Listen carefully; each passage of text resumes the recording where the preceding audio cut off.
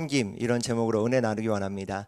오늘 함께 예배하시는 모든 성도님들께 하나님의 은혜와 사랑이 넘치시기를 간절히 소망합니다. 여러분 섬김하면 어떤 마음이 드십니까? 어떤 기분이 드시나요? 섬김 생각했을 때 따뜻한 마음이 들기도 하고 또 부담스럽게 여겨지기도 하고 그것이 사실인 것 같습니다. 그런데 섬김은 예수님의 삶 그 자체였습니다. 예수님의 삶을 한 단어로 압축하면 뭔가 섬김이었습니다. 섬김. 그것이 오늘 45절 말씀이죠. 인자는 섬김을 받으러 온 것이 아니라 섬기러 왔으며 많은 사람을 구원하기 위하여 치를 몸값으로 자기 목숨을 내주러 왔다. 아멘. 이 구절은 마가복음에서 가장 중요한 구절 중에 하나입니다. 여기서 인자는 예수님을 가리키는, 자신을 가리키는 말이죠. 다시 말해서 예수님께서 지금 이렇게 말씀하시는 거예요. 나는 섬김을 받으러 온 게 아니라 섬기러 온 거야. 나는 많은 사람을 구원하기 위해서 치를 몸값으로 내 목숨을 주러 온 거야. 왜 예수님께서 이 땅에 오셨는가? 한마디로 섬기러 오셨다는 거예요. 섬기러. 우리가 오늘 본당에 딱 들어오면서 어디 앉을까? 지금 좌석도 우리 천사님들이 이번 주 금요일부터 오실 수 있게 잘 마련해 놨는데 원래 앉던 자리에 못 앉으신 분도 있을 거예요. 그래서 어디 앉을까 이렇게 자리를 보시다가 한 자리 찾아 앉으셨을 겁니다. 마찬가지로 예수님도 이 땅에 오셔서 자리를 선택하셨는데 어떤 자리를 선택하셨는가? 많은 자리 중에 섬김의 자리를 선택하셨다는 겁니다. 사람이 언제 망가지는가? 위치를 잘못 선택할 때 망가집니다. 내가 있어야 할 자리, 내가 있어야 할 위치에 있지 않고 다른 곳에 있다. 그러면 병들고 망가지기 시작하더라고요. 리더는 언제 망가지는가? 위치를 잘못 선택할 때 망가지더라고요. 자리를 잘못 선택할 때 무너집니다. 그렇다면 우리가 이 땅을 살아가면서 어떤 자리, 어떤 위치를 선택해야 되는가? 오늘 말씀을 통해서 예수님의 위치 선택 원리 두 가지를 나누기 원합니다. 첫째입니다. 예수님은 섬김의 자리를 선택하셨다는 것입니다. 예수님은 섬김의 자리를, 섬기는 자리를 선택하셨습니다. 우리 45절 말씀 다시 한번 읽어보겠습니다. 시작.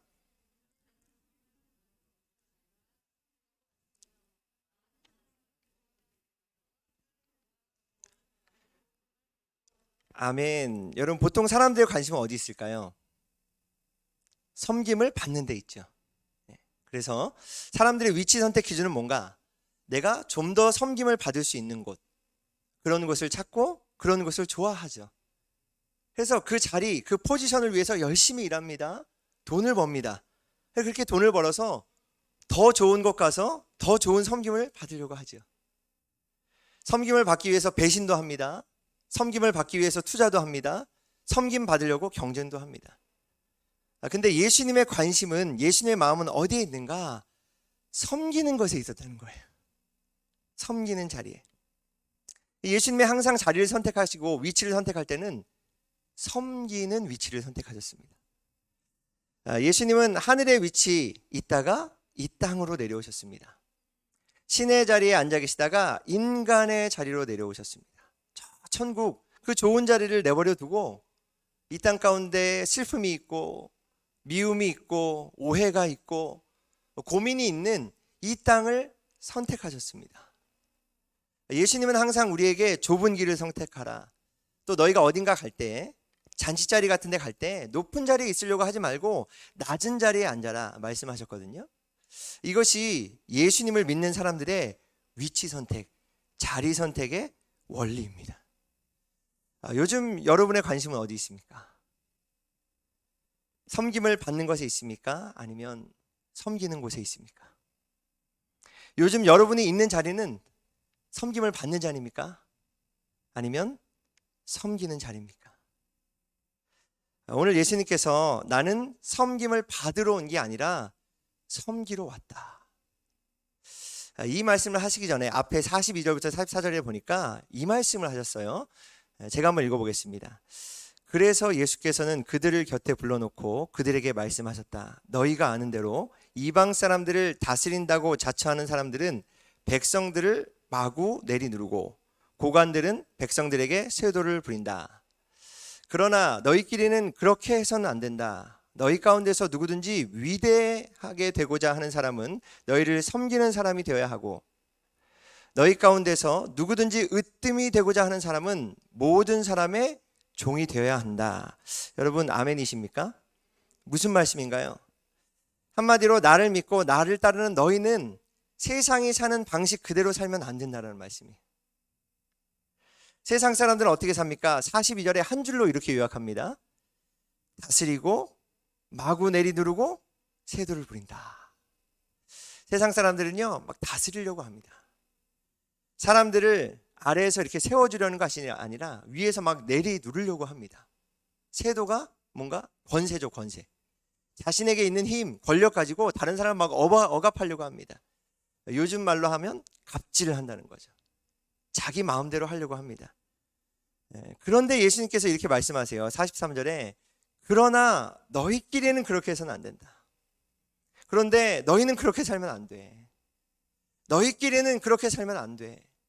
세상은 다 그렇게 산다고 할지라도 너희는 나를 믿고 나를 따르는 너희는 그렇게 살면 안 돼. 왜 이 말씀을 하셨을까요? 제자들의 마음 가운데 지금 갑질하고 싶은 마음이 있는 겁니다. 제자들의 마음 가운데 자신이 높은 자리에 앉고 싶은, 섬기는 자가 아니라 섬김을 받고 싶은, 대접받고 싶은 욕심이 있었기 때문입니다. 오늘 본문의 시작을 보면 야고보와 요한이라는 제자가 예수님께 찾아와 37절에 이렇게 말합니다. 선생님께서 영광을 받으실 때에 하나는 선생님의 오른쪽에, 하나는 선생님의 왼쪽에 앉게 하여 주십시오. 한마디로 예수님께 한 자리 달라는 겁니다. 나를 높은 자리에 앉게 해주세요. 그러니까 다른 제자들이 다 막 화를 냈거든요. 왜 화를 냈을까요? 지들이라고 하면 안 되죠? 자기들도, 저도 모르게 나왔네요. 자기들도 똑같은 마음인 거예요. 자기들도. 내가 높은 자리에 있어야 되는데.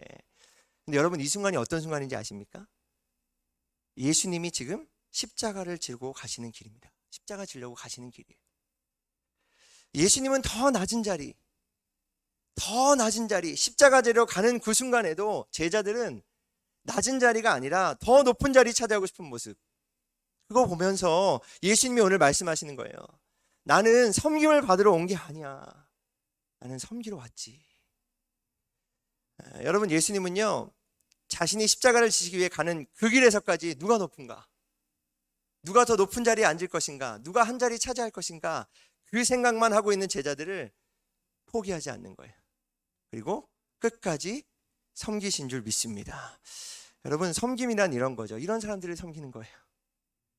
섬기면 내 마음에 들고 나랑 잘 맞고 괜찮은 사람만 섬기는 게 아니라 나를 좀 몰라주고, 나는 지금 죽으러 간다고 하는데 다른 데에만 관심이 있는 사람들을 섬기는 것이 진짜 섬김이고, 예수님은 그런 제자들을 끝까지 섬기셨습니다. 낮은 자리, 섬김의 자리를 선택하는 것이 예수님을 따르는 제자들의 위치 선택 원리인 줄 믿습니다. 그럼 구체적으로 여러분, 섬긴다는 것은 어떻게 사는 것일까요? 제가 성경을 쭉 보면서 섬긴다는 게 뭘까 이렇게 막 연구한 적이 있었거든요. 섬긴다는 것은 이런 거더라고요. 뭐 거창하고 대단한 건 아닙니다. 섬긴다는 것은요, 상대방의 입장에서 한 번 더 생각해 보는 겁니다. 상대방보다 낮은 위치에서 왜 그랬을까 한번 생각해 보는 거예요. 이걸 영어로 understand라고 합니다. 그러니까 이해한다는 거죠. 이해한다. 그러니까 under는 아래에, stand는 서다. 그러니까 상대방보다 낮은 자리에 서서 한 번 더 생각해 보는 거예요. 이해하려고 하는 거죠. 이게 섬김입니다. 그리고 섬김이라는 건 뭔가 한 번 더 잘해주려고 노력하는 겁니다. 성경 보니까 이게 섬김이더라고요. 사람이 살다 보면요, 사람에게 실망하게 되어 있습니다. 톰 소여의 모험, 이런 소설을 아십니까? 마크 트웨인이라는 사람이 썼는데 이 사람이 이런 말을 했어요. 사람을 알면 알수록 우리 집 개가 더 사랑스러워진다. 맞는 말인 것 같아요. 사람을 알면 알수록 더 실망스러워지는데 그때 한 번 더 이해하려고 하고 한 번 더 잘해주려고 하고, 그게 섬기는 거더라고요. 여러분, 실망에 대해서 말하자면 인간에 대한 하나님의 실망이 얼마나 크겠습니까? 내가 다른 사람에게 실망한 것 있죠. 근데 사실 내 삶을 돌아보면 하나님이 나를 보면서 실망할 부분이 사실 얼마나 많습니까? 혹시 이렇게 생각하는 분이 있나요? 나는 하나님 볼 때 절대로 실망하지 않으실 거야. 난 떳떳해. 그건 나를 아직 잘 모르는 겁니다. 하나님께서는 실망할 부분이 참 많은 나를 이해하시고 또 이해하시고 믿어주시고 또 믿어주시고, 내가 뭐 하나 잘못하는 것, 뭐 잘하는 것 없어도 잘할 수 있겠지, 잘할 수 있겠지 기다려주시고, 너 왜 이렇게 못해? 그게 아니고 어떻게 하면 잘할 수 있을까 도와주시려고 하시고, 엉뚱한 생각, 엉뚱한 행동, 엉뚱한 말을 할 때에도 기다려주시고 이해해주시고, 예수님께서는요 그런 삶을 살려고 이 땅에 오셨다는 겁니다. 비판하고 정죄하려고 이 땅에 오신 게 아니라 섬기러 이 땅에 오셨다. 그래서 여러분 이 말을 꼭 기억했으면 좋겠습니다. 크리스찬의 탁월성은 어디 있는가? 성공이 아니라 섬김인 줄 믿습니다. 성도의 탁월함은 어디 있는가? 성공이 아니라 섬김이죠. 예수님은요 섬기는 위치를, 섬기는 자리를 항상 선택하셨습니다. 두 번째, 예수님은 어떤 자리를 선택하셨을까요? 예수님은 희생의 자리를 선택하셨다는 겁니다. 섬기다가 섬김의 자리를 선택하다가 어디까지 가셨냐? 희생의 위치까지 선택하셨다. 오늘 45절에 이렇게 말씀하셨죠. 인자는 섬김을 받으러 온 것이 아니라 섬기러 왔고 많은 사람을 구원하기 위하여 치를 몸값으로 자기 목숨을 내주러 왔다. 아멘. 중요한 표현이 나오죠. 많은 사람을 구원하기 위하여 치를 몸값. 이걸 한 단어로 말하면 아마 개역개정에는 대속물이라고 되어 있을 겁니다. 이 대속물이 뭔가? 어떤 사람을 구원하기 위해서 대신 대가를 지불하는 것을 말하는 겁니다. 예를 들어 옛날에 노예가 있었죠. 그 노예를 해방시키기 위해서 노예의 몸값을 대신 지불하는 거예요. 그 노예가 해방되는 거죠. 이것을 대속물이라고 합니다. 예수님이 그렇게 하셨다는 거예요. 내가 죽어야 되는데, 내가 십자가에 달려서 내 죄값을 다 치러야 하는데 예수님이 대신 그 십자가 지시고 나 대신 죽으셔서 그 값을 다 치러주셨다. 한마디로 나 대신 희생하셨다. 예수님께서 희생의 자리를 선택하셨다는 겁니다. 그럼 여러분 희생이 뭡니까? 희생이 어떤 거죠? 희생은 이거 같아요. 희생은요 한마디로 내가 손해보는 겁니다. 예수님은요 자신이 손해보는 걸 선택하셨어요. 우리는 누구나 손해보기 싫어합니다. 어떻게든 손해 안 보려고 하죠. 근데 예수님은 자신이 손해보고 다른 사람들이 손해보지 않게 하셨어요.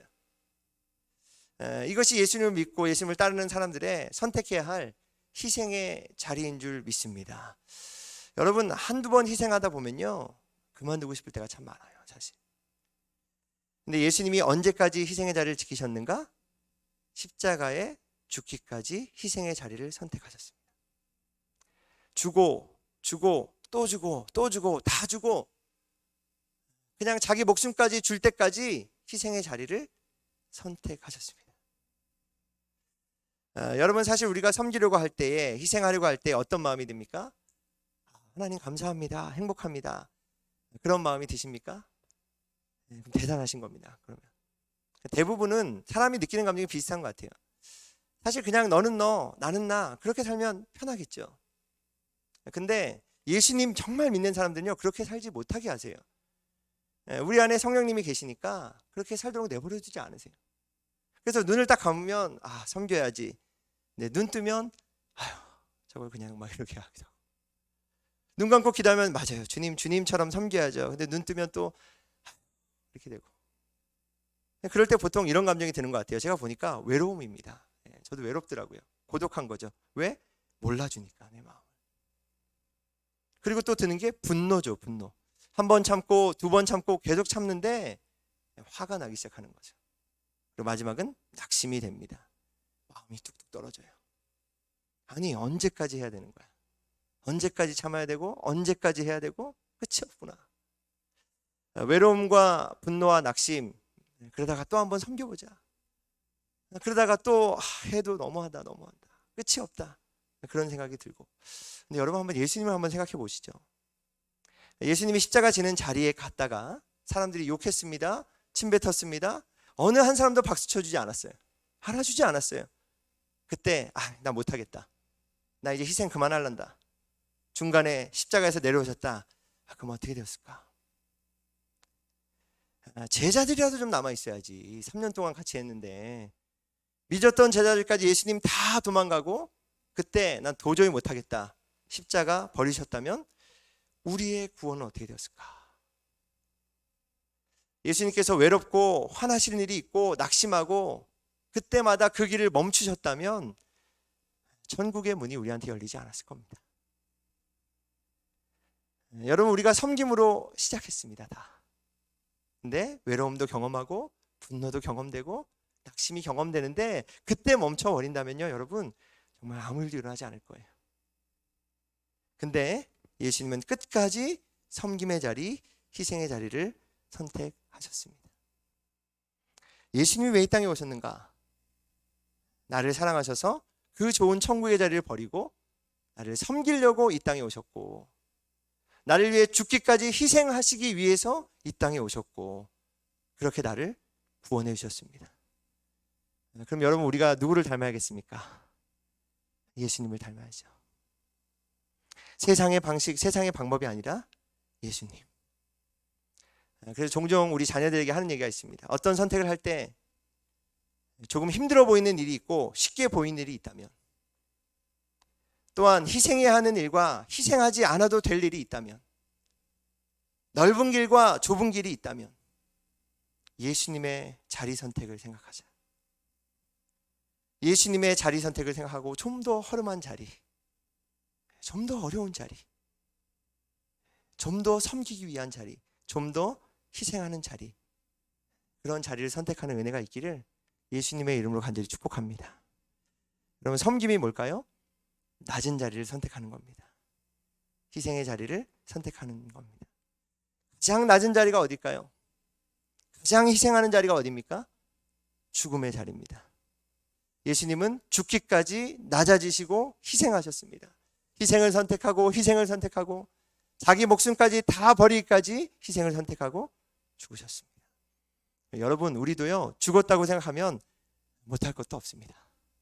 그렇죠? 죽었다고 생각하면 못 갈 것도 없습니다. 죽었다고 생각하면요, 못 만날 사람도 없습니다. 아직 죽지 않고 내가 살아있기 때문에 그런 거지, 죽었다고 생각하면요, 상대 못할 사람도 없고 못할 일도 없습니다. 그래서 우리는 날마다 죽는 겁니다. 날마다 십자가 앞으로 가는 겁니다. 나를 위해 죽기까지 희생하신 예수님, 나를 위해 낮은 자리를 선택하신 예수님, 그 자리로 날마다 나아가는 겁니다. 그러고 보면요, 우리가 이 사람 감당할 수 없다고, 또 이 자리는 감당할 수 없다고, 내가 이 일은 감당할 수 없다고 그렇게 할 수 있는 게 아무것도 없는 것 같습니다.